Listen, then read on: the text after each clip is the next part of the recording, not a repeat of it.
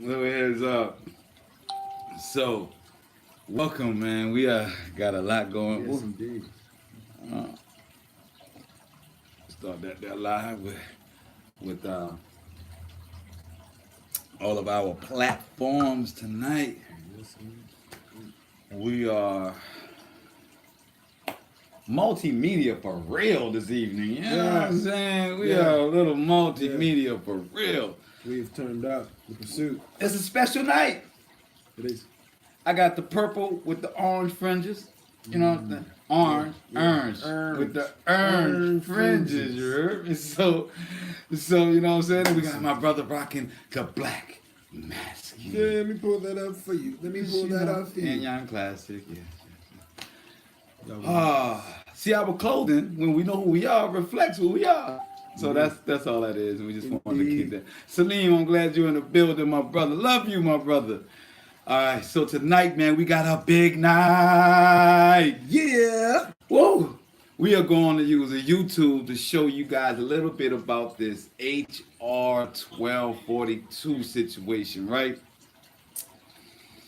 You think it's a good thing? A lot of things they give to us we think are good things, but they are to establish other things, you know? Like, I'm sure Samaj will be picking up here soon, but this is definitely a ballet type moment, right? Yeah.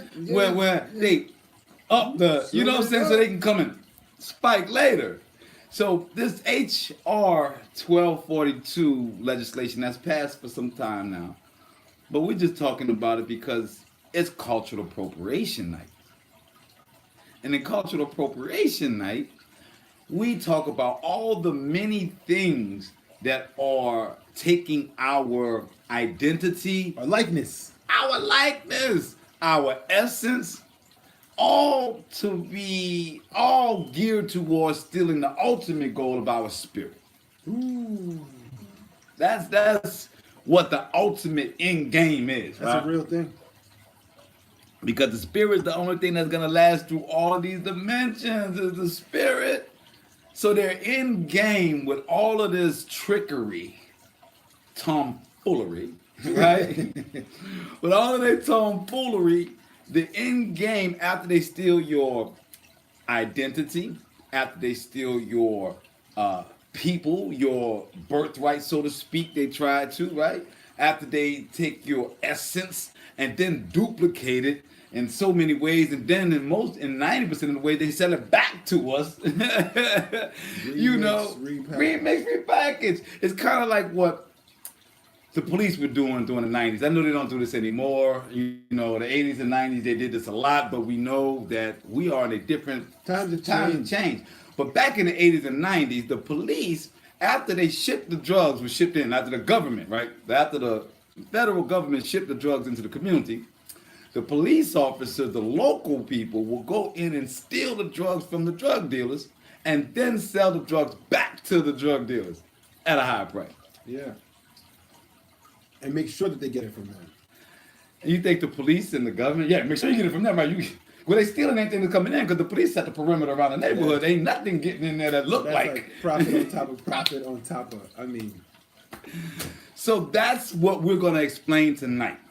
Tonight, cultural appropriation is going to take a stab, so to speak, a stab at taking some of these intricate concepts and giving it to us in a simple way, right?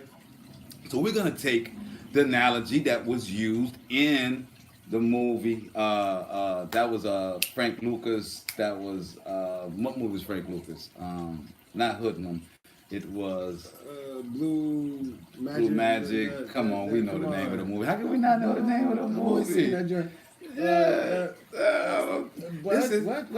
American Gangster. Thank you. Phone a friend, ladies. You know, phone a friend. I know we're. So we be in these scripts, man. But I've seen the movie many times. So just American Gangster, right? That's the premise and what my guy, the cop, did in that movie. You know, they stole from the drug dealers, had a whole racket going. That's how they took care of everybody. The guy that wound up killing himself at the end with the coffee on the bed, right? That's their scheme, right? So we're gonna take that very simple concept of first and foremost, iniquity coming into the community. Something bad coming into the community by bad people. Because we don't have any poppy seeds in New Orleans. There's no poppy seeds here. So how the cocaine gets here, how it gets here, we don't have any manufacturing of Smith & Wesson artillery here. We don't have Like a gun plant a here? gun plant. Yeah, we don't have a gun plant Well, here. there's a lot of guns here. There's a lot of them here. So we're the murder capital in many places, you know. So we don't have, and we're trying to grow as much marijuana as we can, but it's not working. This is legislated. So you can't grow, you know what I'm saying? You can't do it, right? You get federally legislated. So our drug problem that we have in our community, why our black people can't seem to get themselves together, can't by the bootstraps, can't pick themselves up by the bootstraps. All of them drugs, right? Yo, you gotta get them kids off them drugs. Yeah. So that being the direct link to crime, you know, drugs and, you know, never the education. But the point is that we are in a system that is holding us down by a product that we don't produce, but yet it is readily available in our communities. Get that? We as a community is held down by something that is readily available that we do not produce, that is produced by someone with ill intent for our community. Bam, right?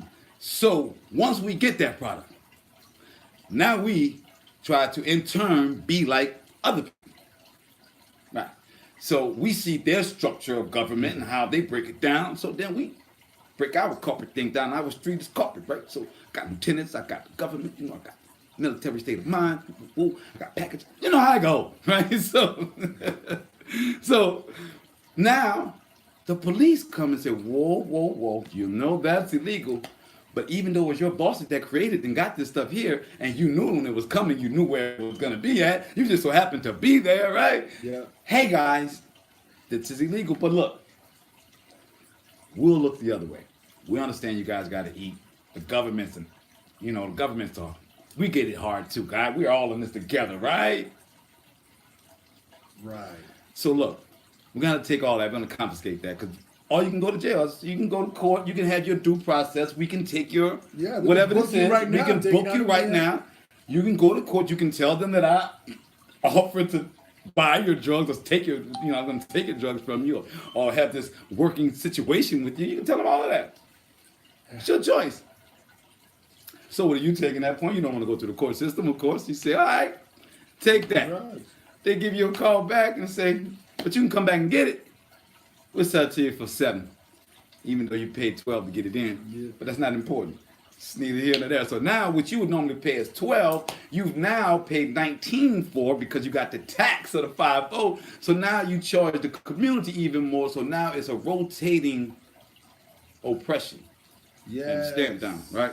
So we're gonna take that scenario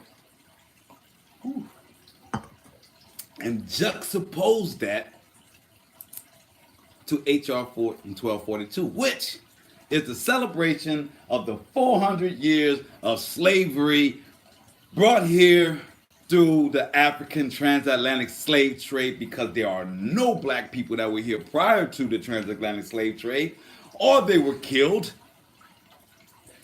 completely wiped off, and the only populated way that North America was populated was through African slaves. I mean, 400 years. those Europeans are incredible. The Europeans are... They brought all of those out. All of them. They just took people from one area, That's just brought so- them over here, and told them grow over here. They replanted us. Just so true. We're just plants. We're transplants. Get that whole thing? Transplants. My sister always say, by words, we're transplants, right?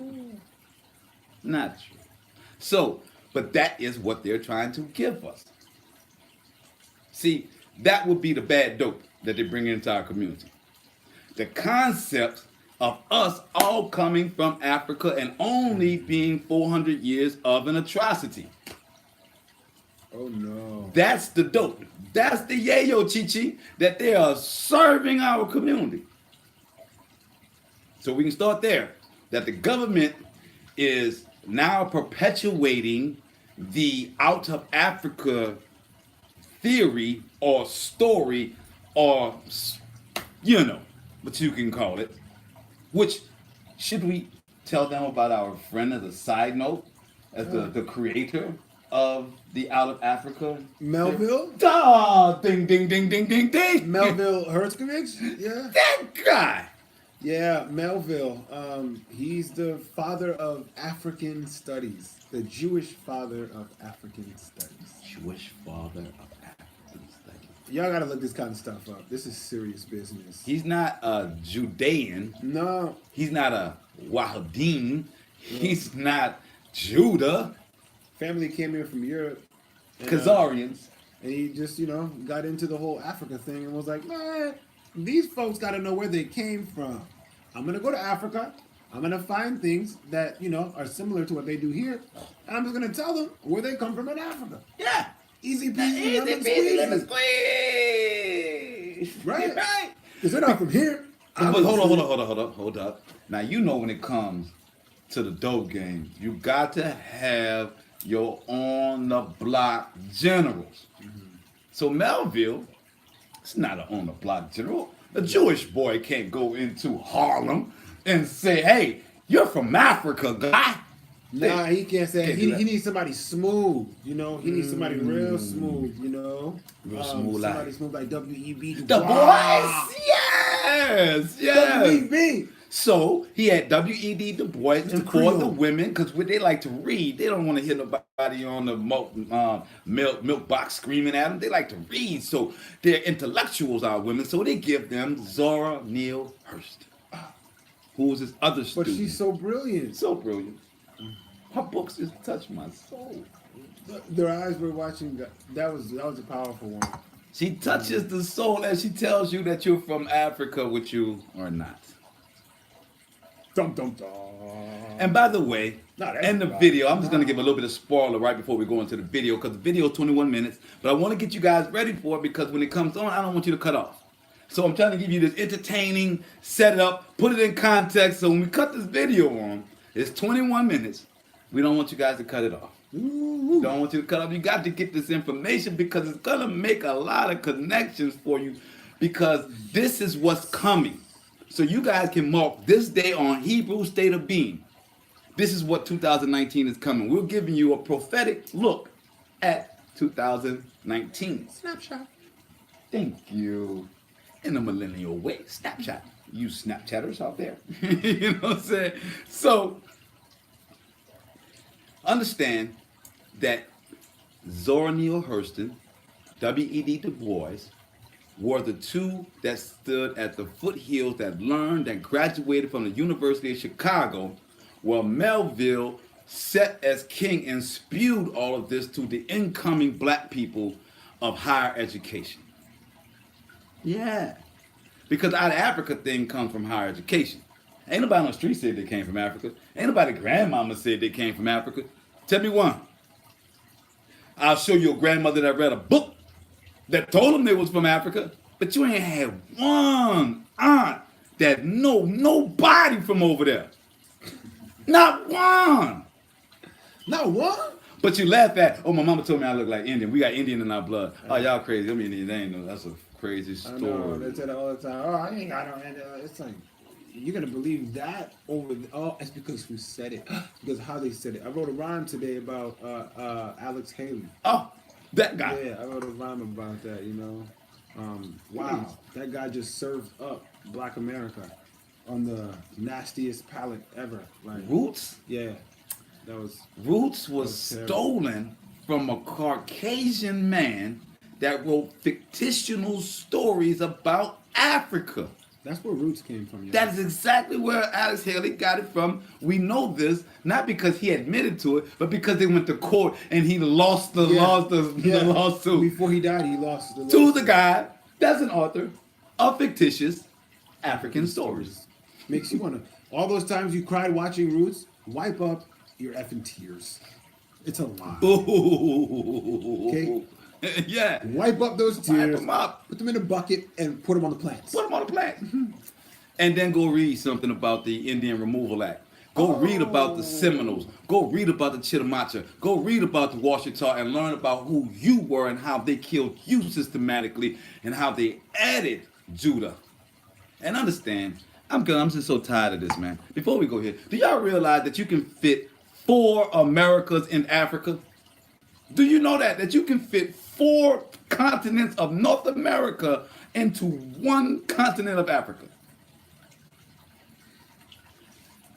Are New Orleans men and women like California men and women? Does New York men and women act like Chicago men and women? Tennessee men and women? But yet, we are supposed to believe that because they took people from Africa, that they are Africans in the sense of Egypt, of Hamitic, of pharaohs. 2 different peoples.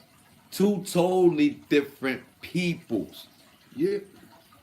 But because we did have Judah, the Sudan, the sub-Saharan parts of Africa was brought here, the slave coast, but they were not North Egypt. Well, there's more pyramids in Sudan than in Egypt. Anyways. Yeah. So, folks were building with that sort of hewn stone. Yeah. Yeah. I mean, we can go deep into Amun Ra being it's- the reason that connected the Upper and Lower Egypt. We can Yeah, go into all that, but we're not going to go there. We're trying to give you to set you up, all right? So back to the point here, right? They use and juxtapose the fact that 100,000 to 300,000, who knows the numbers, right? But when we talk about Louisiana, Texas to Florida, North America, because most of the slave trade in 1492 was in Haiti, Hispaniola, and DR, which this is this brother's family in Cuba. It didn't go all the way. Didn't come all the way up here, nor did Christopher Columbus make it up here. No. So the point being is that they're giving you this story to take you away from the indigenous story, from the indigenous truth, so to speak. Because the indigenous truth means, and this is the tricky thing, get this. This is where the tricky part is, and this is why it's so hard to get them to admit what the trickery is. I'm gonna give y'all the trickery right now.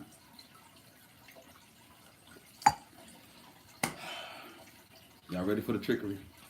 They cannot deal with that we're smart. Yeah. They can't fathom that we sailed the Atlantic prior to slavery. That maybe them same places that they show you the transatlantic slave map, that maybe we came to America before the Spanish did, since we lived there, and since the currents already take you here directly anyway. So they want you to believe that you never had the inclination to go to that same sea that they brought you to slavery to a new land. They want you to believe that. But the truth is that we were coming back and forth before them. To give you one example, in scripture, it says they saved Upper Egypt or Lower Egypt, which was in the north of Africa, with corn. And corn is indigenous to us, the Americas. Yes. It's not grown in Africa. So, with that understanding, you know that we've had communications, commerce, and connections. It was a Western Empire here. Western Empire. When our brothers, the Danites, the Phoenicians, the Moors, got so greedy and lost it to the Spanish, they also lost their treaties to North America and their trade to North America, which was then now taken over by the Spanish. And then the Spanish called it the New World. It was their New World, not ours. It was their New World. It's the old world to us. It is the old, thank you, it's the old world to us. That's real facts. That ain't no voodoo. That ain't no in the air, sky, and the pie. That's real facts that can be looked up.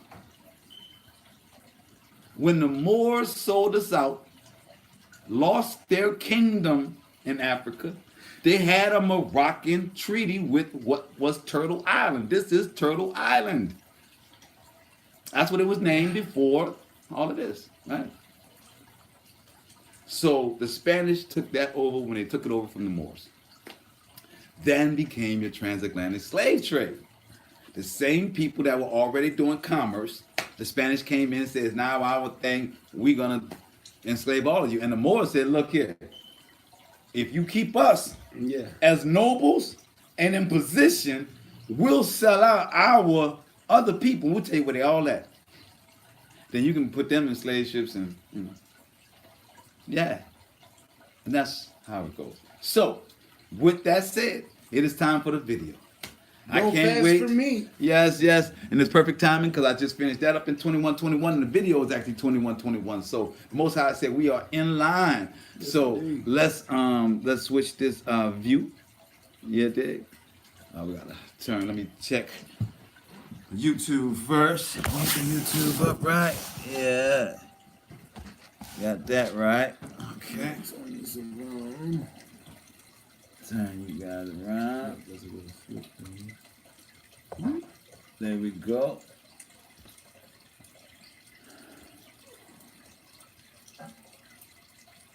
All praises to our Elohim and to his only begotten son, Yahushua.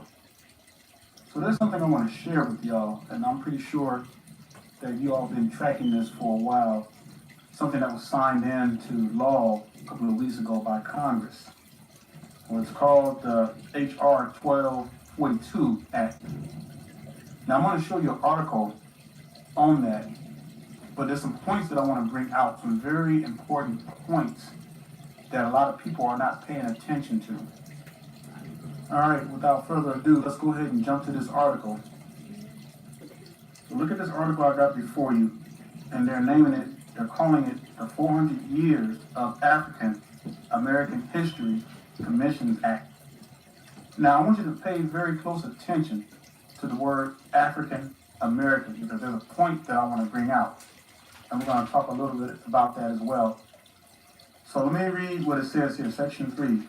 This bill establishes the 400 Years of African American History Commission to develop and carry out activities throughout the United States to commemorate the 400th anniversary of the arrival of Africans in the English colonies at Point Comfort, Virginia, in 1619. Let's continue down further. The commission must plan programs to acknowledge the impact that slavery and laws that enforce racial discrimination had on the United States, encourage civic, patriotic, historical, educational, artistic, religious, and economic organizations to organize and participate in anniversary activities, assist states, localities, and nonprofit organizations to further the commemoration and coordinate for the public schoolery research of the arrival of Africans in the United States and their contributions to this country. Now, here's the problem with this law. A lot of your so-called blacks will look at this and they will be like, wow, this is a great idea. Man, this is wonderful. This is nice.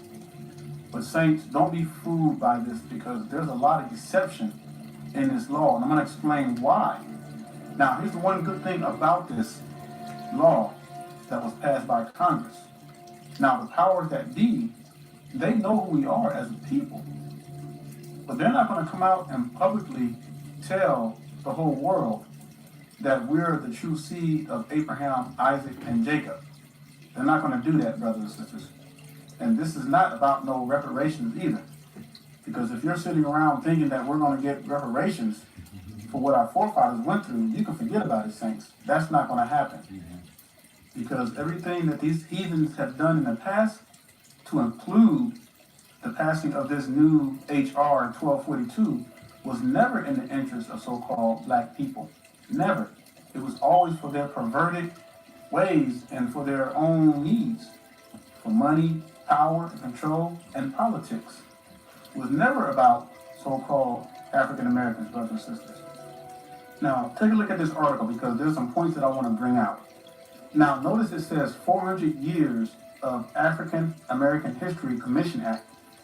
Now, why do you think they labeled it African American, brothers and sisters? There's a reason why they're doing this. Now, that's good. I'm not saying it's a bad thing, but this is all good that they're acknowledging our presence here. But however, you got to really take an account of the whole idea that's behind this, the passing of this law, especially, brothers and sisters, in a time like this where Yah's chosen people are waking up by the tens and thousands. Now, to me, this would seem like a play to try to keep the public ignorant, to try to stop what the Most High is doing. So it's titled 400 Years of African American. Now, brothers and sisters, we know who we are. We know that we're not Africans. We know that we were sold by Africans, the Hamites, into this land. But yet, you have Congress, they're still putting this title on Yah's people. Why? Because there's a purpose behind this. There's an agenda. They don't want the public to know who we are as a people because they know that once we fully wake up and get back to these laws and commandments and statutes, all hell is going to break loose. And brothers and sisters, we're already starting to see that. So they can't stop that. So this is the point, one of the points I wanted to bring out to you. So this whole power play of the passing of this H.R. 1242 is an extreme desperate act by the power that be, brothers and sisters, to try to keep the public still ignorant. But it's not working. Nothing they do will ever work because they know the prophecies. They know who we are as a chosen people. And they know that we're waking up by the tens and thousands, and they know that the time of the Gentiles are here. They know that their time is just about us. So they're trying to do everything in their power to try to avert devastation on their part. Because this so-called H.R. 1242 that Congress just passed a couple of weeks ago, it's going to backfire on the saints. And already it's starting to backfire on them because basically all they did was just confirm who we are as the people of the Most High Yah without publicly saying that we are the chosen seed of Abraham, Isaac, and Jacob. That's all they did. But they just put the title African American on it. And we're going to talk about this African American because a lot of our people are deceived thinking that they are African Americans. They're thinking that they are originally the Africans. But I'm going to tell you where this name African American came from. So you have two men here. One is named Scipio Africanus, and the other one is named Americo Vespucci. Now, Scipio Africanus was a Roman general. Now, a lot of people think that Africa was always called Africa. That's not the case, brothers and sisters. It was never called Africa. It was always called the Mesopotamia area. If you look at an old world map, you'll see that. Well, Scipio Africanus was one of the main ones who conquered Africa. And that's who Africa was named after. It was named after this man, Scipio Africanus. It's out there. It's in the history books, brothers and sisters. But the problem is, a lot of our people don't like to research for themselves. And then you had Americo Vespucci. Now, a lot of people think that Christopher Columbus was the only one who discovered America. No, brothers and sisters.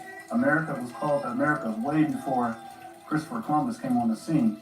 It was by a man named Americo Vespucci who was really responsible for discovering the Americas. So this is where you get the word African Americans from, brothers and sisters. This thing is real. They know who we are. And this whole grand design to call us or to name us African Americans wasn't by accident. It was on purpose. You know, we went from being called niggers to coons to colored and then finally to African Americans. Now think about this, saints. And I want y'all to think about this real good here because I want to bring out another point. How come that they don't call Europeans European Americans? because they wasn't always over here either. How come they don't call Asians Asian American or Asian Americans? Why is that? Because the powers that be knew exactly who we were from the first day that we got off those slave ships. They knew this. And we know that the Bible says in Deuteronomy 28:37, and thou shalt become an astonishment, a proverb, and a byword among all nations, whether Elohim shall lead thee. And this is just the plain truth, brothers and sisters. They know, the world leaders know who we are as a people. And this is why there's been a grand design to keep not only us ignorant, but the whole world ignorant. That being said, these heathens, they know that their time is short. They know that the end of their rulership is right at hand. And so they're in extreme survival mode. They're doing all they can desperately to stop this awakening. But it's out of control, brothers and sisters. The Most High is not playing. We're starting to see destruction on an unprecedented level, brothers and sisters, and we ain't seen nothing yet. But there's a couple more points I want to bring out, and then we're going to wrap it up. Now, there was one particular bullet that I want to point out here of this H.R.1242, where it says the Commission must plan programs to acknowledge the impact that slavery and laws that enforce racial discrimination had on the United States. Now, we know that every February they have their Black History Month. Now, brothers and sisters, we know, and as we have been waking up into this truth, we know that all that stuff has just been a lie to keep us ignorant. They want the world to believe that all the so-called African Americans are actually Africans. They want us to believe that. And this is why they allow these programs to continue. It's a deception, brothers and sisters. That's why I said earlier, don't be fooled about this H.R. 1242, because it's just a tool to continue to keep people ignorant. It's their desperate act because they're trying to stop the prophecies of the Most High. That's their whole goal. That's what they're trying to accomplish. And they know this. But, they still are trying to fool the masses. They're making them believe that the so-called African Americans are Africans. Now, the point that I really wanted to bring out is this 400-year mark. Now, I find it very interesting how the title goes, 400 Years of African American History, Commission Act.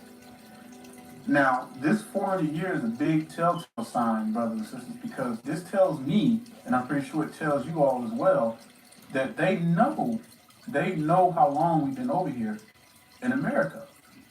And they also know that we are the chosen people of the Most High Yah.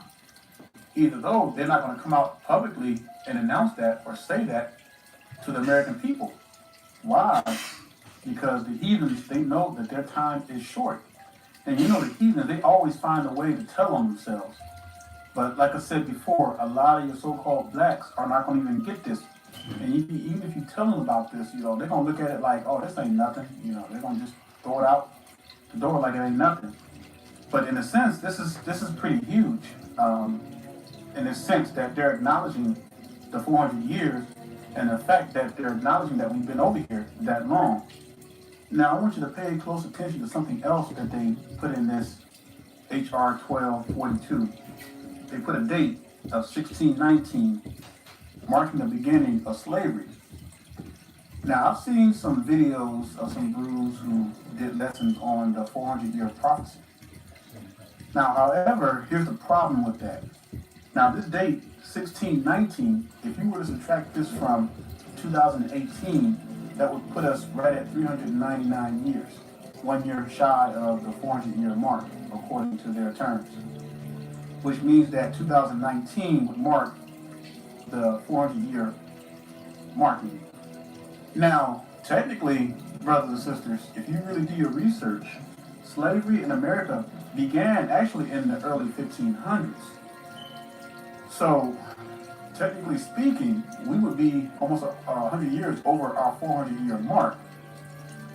So, I've seen some people that talk about the 400-year prophecy. However, no man knows the day or hour, but we know that we are so close. We're living in the last days, and at a time like this, where the Most High Yah is waking up his people, by the tens of thousands, and we definitely cannot deny that we are living in the last days, the final seconds of this earth's history. But as far as predicting a 400-year prophecy and setting a date somewhere around 2019 is not accurate, brothers and sisters, just based off the fact that slavery actually began in the early 1500s. So that means that our captivity could already be ended. We just don't even realize it. You know, the ending of our captivity is long overdue, brothers and sisters. We are over the mark on that. If you're going to be technical, you know, and go by when slavery actually started, because really nobody really has a concrete record. So now I'm not disproving anything about the 400-year prophecy at all, brothers and sisters. I'm happy about it, you know, and it's like one day we live, we get one closer to Jerusalem. So, you know, I say bring it on. But what I'm telling you, just from from research and what I've seen, brothers and sisters, we could be over, and I know we're over. We're over our 400-year mark. It's the deliverance of Yah's chosen people, brothers and sisters, is long overdue. But because the Most High is merciful and gracious, that He's allowing our people to wake up in mass numbers. But I'm going to tell you something, saints. You know, the Most High is not going to keep waiting, you know, and there's going to be a time where this thing's going to shut down. We are so close to the end, brothers and sisters, it's not even funny. But let me tell you what's getting ready to happen to these heathens, brothers and sisters. Turn to Ezekiel chapter 25 and verse 17. And it says, "And I will execute great vengeance upon them with furious rebukes, and they shall know that I am Elohim when I shall lay my vengeance upon them."